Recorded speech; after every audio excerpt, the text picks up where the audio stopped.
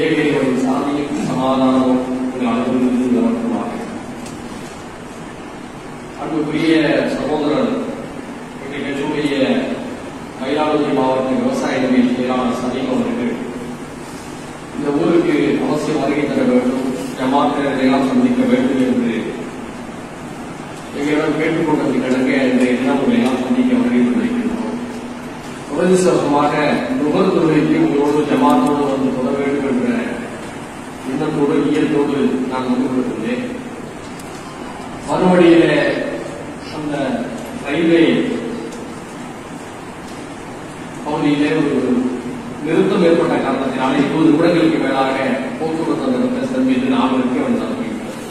அதனால் நம்மளோடு இணைந்து நுகர்ந்துள்ளக்கூடிய அந்த வாய்ப்பு கிடைக்காமல் போய்விட்டது. இந்த வானராஜபுரம் நீண்ட நெடுங்காலமாக நம்முடைய மக்கள் பிற சமுதாய மக்களோடு ஒற்றுமையாக வாழக்கூடிய ஒரு ஊர், எல்லா சமூக மக்களோடும் இணக்கத்தை பேணக்கூடிய ஒரு ஊர் என்ற வகையில உங்கள் ஊருடைய நடவடிக்கைகளை நான் அறிந்திருக்கின்றேன். பெரும்பாலும் வெளிநாடுகளை சார்ந்த உழைப்பாளிகளை கொண்ட ஊரில் இதுவும் ஒன்று என்று நான் கருதுகிறேன். ஒன்று சிங்கப்பூர், மலேசியா, முல்லை போன்ற தென்கிழக்கு ஆசிய நாடுகளுக்கு பயணம் போயிருப்பார்கள், அல்லது அரபு நாடுகளிலே பயணம் போயிருப்பார்கள். இதையும் விட்டால் உள்ளூர்ல விவசாயத்தை செய்து கொண்டிருப்பார்கள், அல்லது சிறு வணிகத்தை அங்கே கடைகளை விட்டு செய்து கொண்டிருப்பார்கள். இந்த சூழலில் தான் இந்த பகுதி முழுக்கவே இருந்து கொண்டிருக்கிறது. ஆனால் இது இப்படியே தொடர வேண்டுமா என்ற ஒரு கேள்வியும் எழுகிறது. ஏனென்றால் இனிவரும் காலகட்டங்களில காலத்தின் சவால்களை எதிர்கொள்ளக்கூடிய தலைமுறையை நாம் உருவாக்க வேண்டும். இங்கு நிறைய இளைஞர்கள், மாணவர்களும் வருகிறார்கள். வெளிநாடுகளுக்கு போகக்கூடாது என்று சொல்லவில்லை. வெளிநாடுகளுக்கு நம்முடைய மூதாதையர்கள் போன காரணத்தினால்தான் இவ்வளவு பெரிய பள்ளிவாசலை இங்கே கட்டி வைத்திருக்கின்றோம். வயல்கள் எல்லாம் மாறிவிடுகிறது. குடிசை வீடுகள் தான், ஓட்டு வீடுகள் எல்லாம் மாடி வீடுகளாக மாறியதற்கும், பொருளாதார ரீதியான அந்தஸ்தை பெற்றதற்கும் வெளிநாடுகளுக்கு நம்முடைய மூதாதையர்கள் சென்று கடுமையாக உடைத்ததுதான் ஒரு காரணம். உள்ள சிங்கப்பூர், மலேசியா, முல்லை இருக்கா பாத்தீங்கன்னு சொன்னா 60-65 வயசுல முழங்கால் வலியோடு கூட்டு திரும்பி அதன் பிறகு செல்ல முடியாத நிலைக்கு வந்திருப்பாங்க. ஆனா அவங்க உழைப்பு ஊர்களில் பெரிய பெரிய வீடுகள், ஷாப்பிங் காம்ப்ளெக்ஸ், காலனிகள், கடை, வணிக நிறுவனங்கள் சொல்லி கட்டி வச்சிருப்பாங்க. அந்த உழைப்புலதான் அடுத்தடுத்த முன்னேற்றங்கள் நடந்துச்சு. அந்த உழைப்பின் காரணமாகத்தான் அவருடைய பிள்ளைகளை நல்ல கல்லூரிகளிலே படிக்கக்கூடிய ஒரு வாய்ப்பு உருவாகியது. ஆனால் வெளிநாடுகளை புறக்கணிக்க, வெளிநாடுகளை போகக்கூடாது என்பது நம்முடைய நோக்கம் அல்ல. மாறாக உயர்கல்வியை நாம் எல்லோரும் பெற வேண்டும். நல்ல கல்வியை படித்துவிட்டு நல்ல சம்பளத்தில் வெளிநாட்டில் குடும்பத்தோடு சென்று விட வேண்டும். ஆற்றில் ஒரு நாள் சேர்த்து ஒரு நாள் இங்கு வைத்திருப்பது என்பது அது வாழ்க்கைக்கு நல்லதல்ல. மாறாக நல்ல சம்பளத்தை பெற்று நல்ல பணிகளை பெற்று அதன் வழியாக குடும்பத்தோடு வெளிநாடுகளில் புறப்பெற்று வாழ வேண்டும். எத்தனை நாளைக்கு தான் நம்ம அரபு நாடுகளை நம்பி இருப்பது? இப்ப அரபு நாடுகளில் பார்த்தீங்கன்னு சொன்னா வளைகுடா நாடுகளில் லோக்கல் உள்ளூர் அரபிகளுக்கு முக்கியமான வேலைகளை கொடுக்க ஆரம்பிச்சிட்டாங்க. நல்ல சம்பளத்தோடு அவர்களுக்கு போக ஆரம்பிச்சிருக்கு. மலேசியாவை பொறுத்த வரை அங்கே திருமணம் செய்தால் மட்டும்தான் உங்களுக்கு பிஆர் கிடைக்கக்கூடிய நிலை. சிங்கப்பூர்ல எல்லாம் பழைய மாதிரி இல்லை, ரொம்ப சிக்கன ஆரம்பிச்சிட்டாங்க. அப்போ புதிய புதிய நாடுகளை நோக்கி செல்ல வேண்டிய ஒரு காலகட்டத்துக்கு வந்திருக்கிறது. புதிய புதிய நாடுகள் சொன்னால் என்ன? ஐரோப்பிய நாடுகள், அமெரிக்கா, கனடா, ஆஸ்திரேலியா போன்ற நாடுகளை நோக்கி நம்முடைய பார்வைகளை விரிவாக்க வேண்டும். அங்கே நல்ல நல்ல வேலைகளை பெற்று அங்கே நல்ல நல்ல வேலைகளை பெற்று நல்ல சம்பளத்தை அமரக்கூடிய கடவுளை நாம் உருவாக்க வேண்டும். அது மட்டுமல்லாமல் உள்ளூரிலே நீங்க ஏன் நல்ல தரமான படிப்பை படித்துவிட்டு இங்கு பணிகளிலே செல்லக்கூடாது? யாராவது நீங்க பாருங்க, நான் போற நேரம் பார்க்கிறேன். படிப்புனா என்னப்பா? எனக்கு பிஎஸ்சி கம்ப்யூட்டர் சயின்ஸ் வேணும், அது பிகாம் வேணும், கார்பரேட் வேணும், இது மட்டும் படிப்பா? பி எடுத்துக்கூடா பி எலக்ட்ரானிக்ஸ் வேணும், எலக்ட்ரிக்கல்ஸ் வேணும், பி ஐடி வேணும். இந்த ஒரு 6 படிப்பு மட்டும்தான் சொல்லி இருக்காங்க.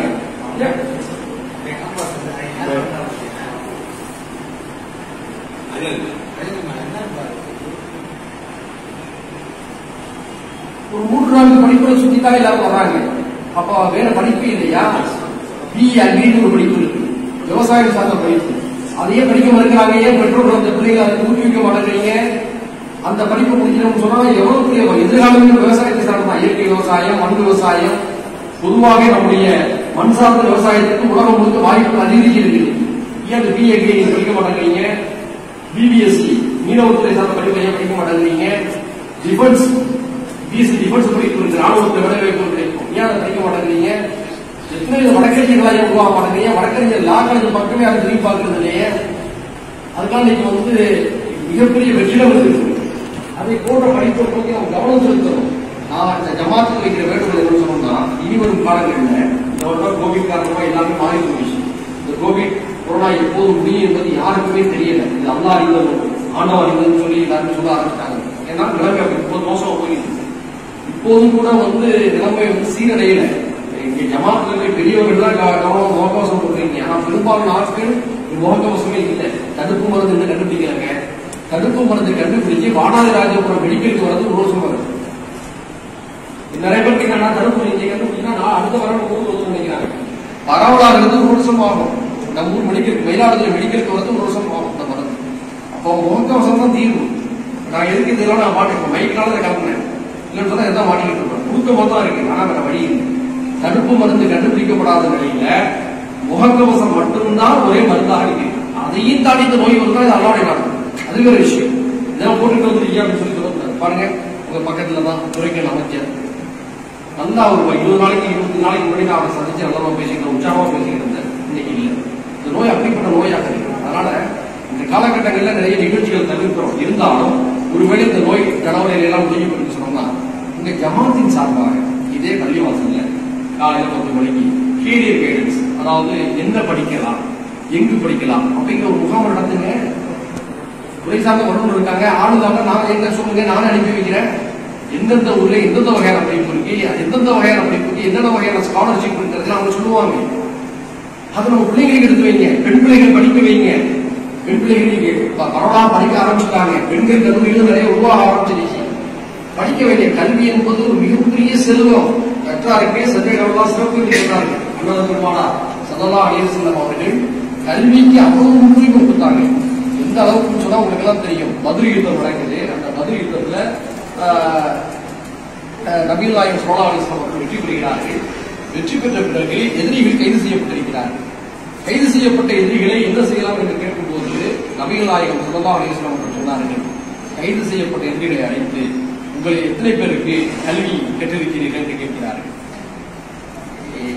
எங்களுக்கு படிப்பு தெரியும் அப்படிங்கிறாங்க. அப்போ கற்றவர்கள் இங்கு இருக்கக்கூடிய கல்லாத கைதிகளுக்கு கல்வியை கற்றுக் கொடுங்கள். கற்றுக் கொடுத்த உங்களுக்கு விடுதலை, கற்றுக்கொண்ட அவர்களுக்கும் விடுதலை என்று சொல்லி 14 நூற்றாண்டுகளுக்கு முன்பாக கல்வி குறித்து ஒரு புரட்சிகரமான சிந்தனை விதைத்தார்கள் நபிகள் நாயகம் சொல்வார்கள். அப்போ கல்விதான் மிகப்பெரிய செல்வம். கல்விதான் மிகப்பெரிய வெற்றிக்கான கருவி. கல்விதான் முன்னேற்ற பாதைகளுக்கான முதல் படி என்பதை மறந்துவிடக்கூடாது. எனவே குறிப்பிட்ட சில படிப்புகளை மட்டுமே தேர்ந்தெடுத்து படிக்காம எல்லா வகையான படிப்புகளை பற்றி சிந்திக்க வேண்டிய காலகட்டத்தில் ஜமாத்தே நடத்துங்க. இந்த பள்ளிவாசல் என்ன செய்யறோம், நோருக்கு ஒரு 20 நிமிஷம், அசருக்கு ஒரு 20 நிமிஷம், மகரிபுக்கு ஒரு 20 நிமிஷம், இஷாவுக்கு ஒரு 20 நிமிஷம், சுபுவுக்கு ஒரு 20 நிமிஷம். மொத்தமே கணக்கு பண்ணி பாருங்க. மொத்தமா நீங்க கணக்கு பண்ணி பார்த்தா 2 மணி நேரம் தான் உணவுக்குரிய இறை இல்லத்துல உணவுக்குரிய கட்டிடத்தை கட்டி பயன்படுத்தும். மீதி நேரங்களை கல்விக்கு செலவு பண்ணுங்க. வாரத்தில் 4 ஜும்மா, 1 ஜும்மாவை கல்விக்கு பயன்படுத்துங்க. கல்வி சம்பந்தப்பட்ட விழிப்புணர்வு எடுத்து பேசுங்க. யார் உங்களை தடுத்தா? இன்னைக்கு உணர்ச்சி வசப்படுகின்ற சமூகமா இந்த சமூகம் போய்கிட்டு இருக்கு. அதுல எனக்கு உடன்பாடே இல்லை. பாபரி மசீது தான் ஒரு தீர்ப்பு முடிச்சுங்களா, 3 நாளைக்கு பேஸ்புக்கு தொடர்ந்து பார்க்க முடியாது. ஒப்பாரி, கோபம், கொந்தளிப்பு, சவால், அறிவை இழந்துவிடக்கூடாது. உங்களுக்கு இன்றைய காலகட்டத்தில் அறிவுதான் மிகச்சிறந்த ஆயுதம். ஒரு இஸ்ரேல இத்தனை நாடுகள் சேர்ந்து தோற்கடிக்க முடியுதா சொல்லுங்க? இஸ்ரேல் சுத்தி எத்தனையோ வளைகுடா நாடுகள் இருக்கு. ஒன்று சேர்ந்து உங்களால வெல்ல முடியுதா? ஏன்? அவர்கள் அறிவை பயன்படுத்துகிறார்கள். நீங்க RSS காரங்க மீது வருத்தப்படலாம். அவங்க அறிவை பயன்படுத்தி 100 ஆண்டுகளாக உடைத்து அவர்களுடைய உழைப்பின் வழியாக நீதிமன்றத்திலிருந்து எல்லா துறைகளையும் ஆக்கிரமித்து அவர் நினைத்ததை சாதிக்கிறாங்க. 3 செய்த பிராமண சமுதாய மக்கள் படித்து உயர் பதவியில் இருந்து கொண்டு தாங்கள் நினைத்ததை சாதிக்கிறார்கள். இடஒதுக்கீட்டை கொடுக்க மறுக்கிறாங்க. பிற்படுத்தப்பட்ட மக்கள், ஓபிசி மக்களுக்கு இடஒதுக்கீடு இல்லைங்கிறாங்க நீதிமன்றத்தின் மூலமாக. அப்போ அதிகாரத்தை எவ்வாறு அவர்கள் கைப்பற்றினார்கள்? கல்வியின் மூலமாக தான் கைப்பற்றினார்கள். உங்க குத்தாலம் ஏரியா, இந்த தொகுதி மயிலாடுதுறை எத்தனை பேரு உங்கள்ல இருந்து விஓ போயிருக்காங்க சொல்லுங்க? எத்தனை பேர் மயிலாடுதுறை பொருளா வழக்கறிஞர்களா இருக்காங்க சொல்லுங்க? எத்தனை பேரு இங்க மருத்துவர்களா இருக்கான்னு சொல்லுங்க. ஆனா பிகாம் படிச்சவங்க எண்ணிக்கை அதிகமா சொல்லுவாங்க, பிஎஸ்சி கம்ப்யூட்டர் சயின்ஸ் படிச்சவங்க எண்ணிக்கை அதிகமா சொல்லணும். அதாவது எல்லாரும் கச்சேரிக்கு போறாங்க, நாங்களும் கச்சேரிக்கு போறோம்னு வந்து வீட்டுக்குள்ள அந்த படிப்பு படிக்கல, அதே படிப்பை நாங்களும் படிக்கணும். இது என்ன, இது இவர அறிவா, இது இவர சிந்தனை புரட்சியா? உங்களுக்குன்னு ஒரு அறிவு இருக்கு, இவருக்குன்னு ஒரு அறிவு இருக்கும், அவருக்குன்னு ஒரு அறிவு இருக்கும். அவரவர்கள் அறிவை சரியான முறையில் பயணி வைக்கிற செய்யற என் மாமா வந்து என் மகன் வந்து இது படிச்சாரு, அதனால நானும் இது படிக்கணும். எங்க சின்னத்தாவுக்குள்ள வந்து பையன் வந்து இப்படி படிச்சாரு, அதே படிப்பதான் நாங்களும் படிக்கணும். இப்படிப்பட்ட போக்கு இது வந்து விழிப்புணர்வு அல்ல, இது பெருமைக்கு படிக்கும். மாறாக முன்னேற்றத்துக்கான கல்வியை நோக்கி நாம் சொல்ல வேண்டும். இதுதான் விருப்பம். ஜமாத்தார்கள் எங்களுடைய இந்த ஆதங்கத்தை நீங்க புரிந்து கொள்ளும். கல்வி மட்டும்தான் விடுதலை. கல்வி பெற்றவர்களுக்கு ஒரு பக்குவம் இருக்கும், நிதானம் இருக்கும். கல்வி இல்லாதவர்கள் தான் உணர்ச்சிகளை தூண்டுவார்கள், கொந்தளிப்பார்கள். இதெல்லாம் நீங்க கவனத்தில் வைத்துக் கொள்ள வேண்டும். அடுத்து வாடாராஜபுரம், இந்த ஊர்ல முஸ்லீம்கள் இருக்கீங்க, வன்னியர் சமுதாய மக்கள் இருப்பாங்க, தலித் சமுதாய மக்கள் இருப்பாங்க, தேவர் சமுதாய மக்கள் இருப்பாங்க. எல்லாரும் நம்முடைய மாமன் மச்சான்கள், எல்லாரும் நம்முடைய அண்ணன் தம்பிகள், ஆதத்துடைய வாரிசுகள் இல்லையா? ஏதாவது ஒரு வகையில ஒரு கொள்கையால் மாறுபடலாம். கொள்கையால் நான் பள்ளிவாசலுக்கு வந்திருக்கிறேன், ஒரு முத்துக்குமார்ங்கிற ஒரு கோயிலுக்கு போவாரு, ஒரு ஆண்டனிங்கிற ஒரு சர்ச்சுக்கு போவாரு. இது அவருடைய நம்பிக்கை, இறை நம்பிக்கை, அது வேறு விஷயம். ஆனா இதெல்லாம் தாண்டியது உறவு முறை, மாமா மச்சான் அண்ணன் தம்பிங்கிற உறவு. அதை நம்ம அதிகமாக வளர்த்து எடுக்கிறோம். இன்றைய காலகட்டத்தில் மதத்தால் மக்களை பிரிக்க நினைக்கிறாங்க சில தீய சக்திகள். அப்போ இதுக்கு என்ன தீர்வு? பேஸ்புக்ல கொந்தளிப்பா எழுதுறாங்க பாத்தீங்களா, உங்களோட ஒண்ணு எழுதி, அது நல்ல தீர்வு. அது தீராத பிரச்சனைகளையும் தீராத தலைவலிகளையும் உருவாகும். மாறாக நம்ம என்ன செய்யணும்னு சொன்னோம்னா, நம்மளோட சுற்று வட்டாரத்தில் வாழ்ந்து கொண்டிருக்கக்கூடிய இந்து சகோதரர்கள், கிறிஸ்தவ சகோதரர்கள், தலித் சகோதரர்கள், இவர்களோடு தேசத்தை பரிமாறக்கூடிய உணவுகளை வளர்த்துக் கொள்ள வேண்டும். நபிகள் நாயகம் ஸல்லல்லாஹு அலைஹி வஸல்லம் அவர்கள் தன்னுடைய அங்கியை ஒரு யூதரிடம் அடமான வைத்திருந்தார்களா இல்லையா? ஒரு யூதரிடம் அங்கியை அடமான வைக்கக்கூடிய அளவுக்கு இறை தூதர் அந்த யூதரோட தொடர்பில் இருந்திருக்கிறாரா இல்லையா? ஹெர்குலிஸ் மன்னருக்கு நபிகள் நாயகம் ஸல்லல்லாஹு அலைஹி வஸல்லம் அவர்கள் கடிதம் எழுதினார்களா இல்லையா?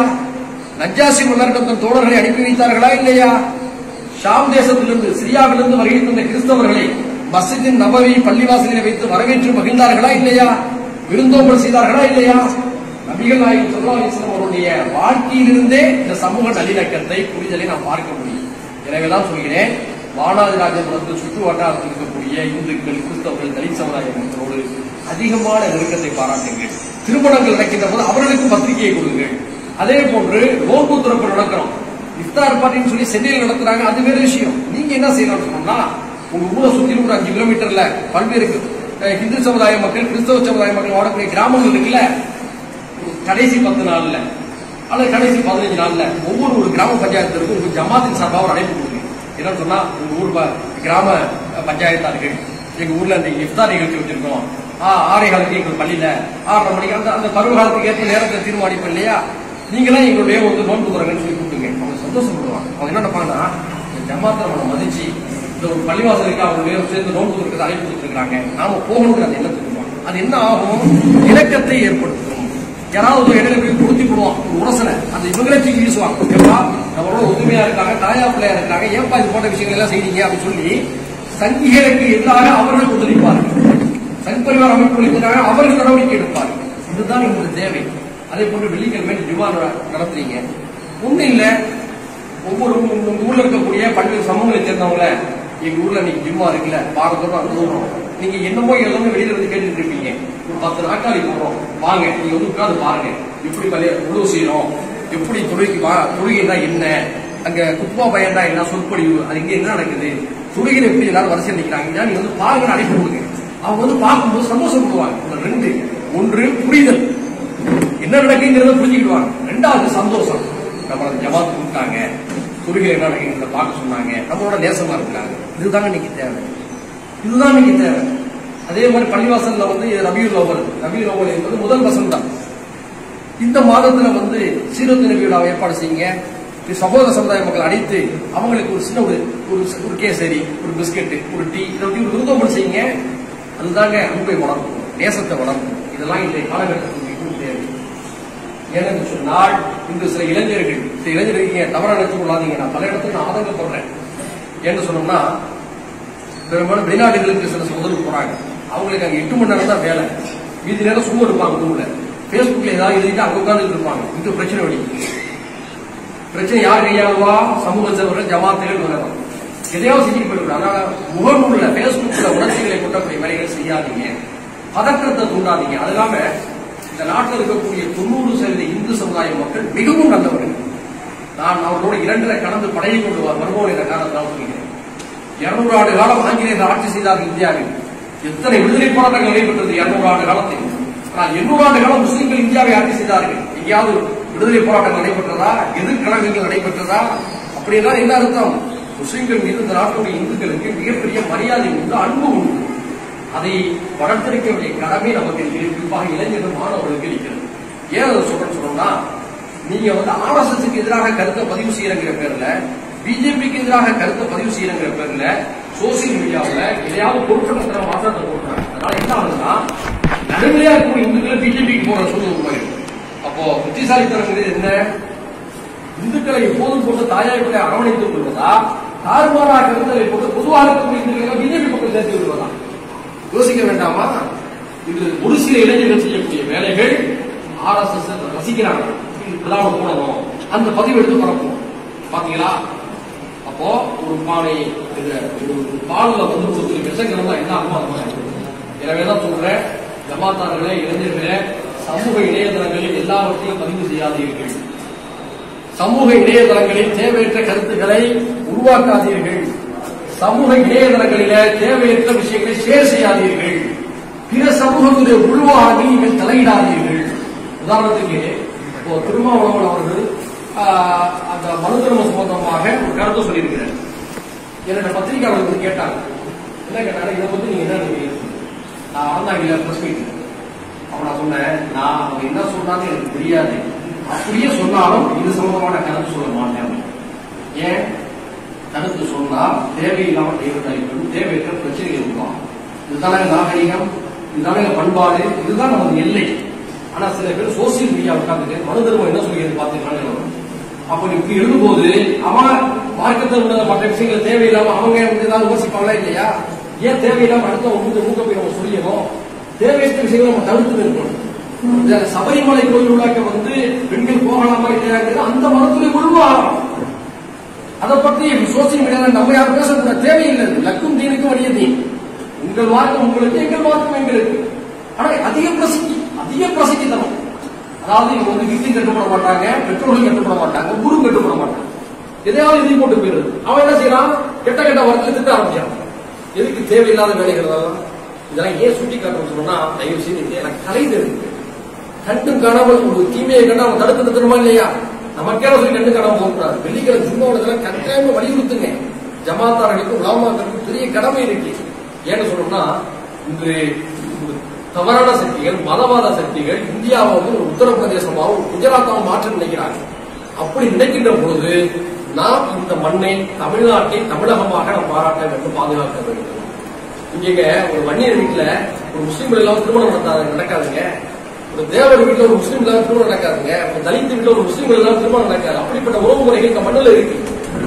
எல்லா சமுதாய மக்களும் தாயா பிள்ளையா வாழ்றாங்க. அப்போ அந்த ஒற்றுமையை பாதுகாக்கிறது தான் நமக்கு புத்திசாலித்தனம். இந்த ஒற்றுமையை பாதுகாத்தா இங்க சங்கிகள் வளர மாட்டாங்க, பிஜேபி வளராது. ஆனா சிலர் செய்யக்கூடிய தவறுகள் பிஜேபியை வளர்த்து விடுவோம் என்ற ஒரு அச்சம் இருக்கிறது.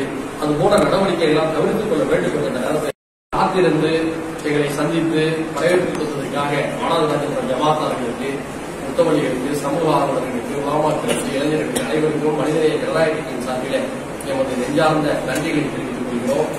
இது போன்ற சந்திப்போல் நமக்கான உரையாடல்கள் என்பது நம்முடைய உரைநிலைகளை சரி செய்வதற்கு பயன்படும் என்ற வகையில மாணவர்கள் ஜமாத்திற்கு மீண்டும் நன்றியை தெரிவித்துக் கொண்டு, இன்ஷா அல்லாஹ் இறைவன் நாடினால் மீண்டும் ஒரு நல்ல ஒரு சந்திப்பில் நாம் எல்லோரும் மனமிட்டு பேசுவோம் என்று கூறிக்கொண்டு வாய்ப்புக்கும் வரவேற்புக்கும் நன்றி கூறி விடைபெறுகிறேன். நன்றி. வாஹித் அல்ஹம்துலில்லாஹி ரப்பில் ஆலமீன். அஸ்ஸலாமு அலைக்கும் வரஹ்மத்துல்லாஹி வபரகாத்துஹு.